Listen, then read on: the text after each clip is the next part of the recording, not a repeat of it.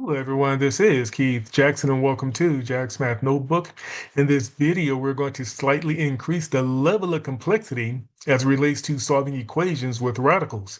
I did not say the level of difficulty, just the level of complexity in which we're going to add an additional step to solving these three big examples.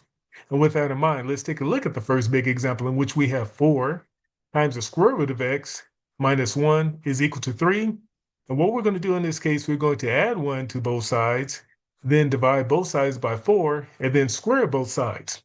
So in other words, we're just going to do a little bit of algebra first. And so let's go ahead and work out this problem. So we have 4 times the square root of x minus 1 is equal to 3. We're just going to add 1 to both sides to balance that equation out. And here's what we're going to get. We're going to get 4 times the square root of x is equal to 4. Now, all we have to do in this case is to divide both sides by 4 to at least isolate the square root of x. And so here's what we have. So we have the square root of x is equal to 1 because 4 divided by 4 would give us just 1x or just 1x squared or just square root of x.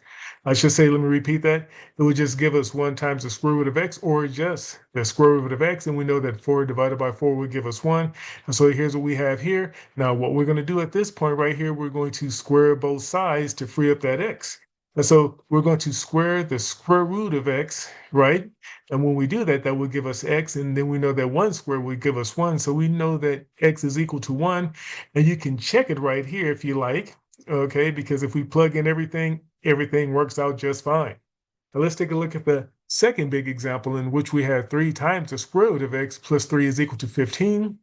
And of course, what we're going to do in this case, we're going to subtract 3 from both sides, then divide both sides by this 3, then square both sides. So as you can see, there is a form and function to these types of problems. And so here you have it. We have 3 times the square root of x plus 3 is equal to 15.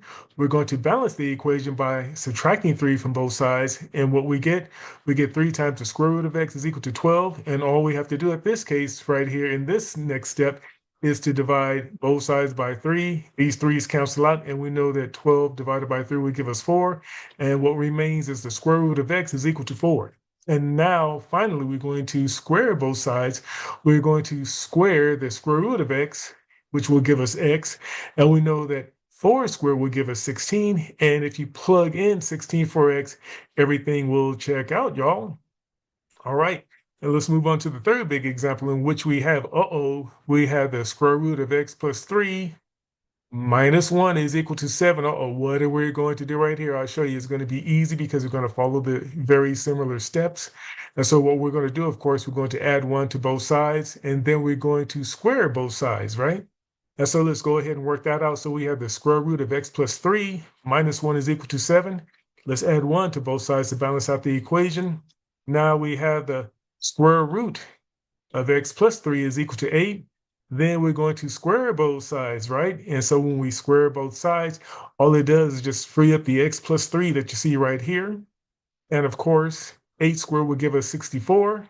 And what we're going to do, we're going to do a little more algebra to balance out the equation to find out what x is, or to get x all by itself by subtracting 3 from both sides.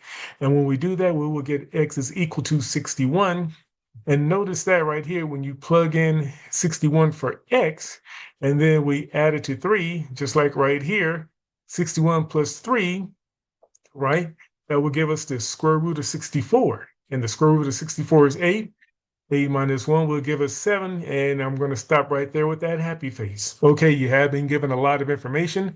And I wouldn't blame you if you need to pause the video to take a look at these 3 big examples, or replay this video as many times you need to gain a deeper understanding of this concept.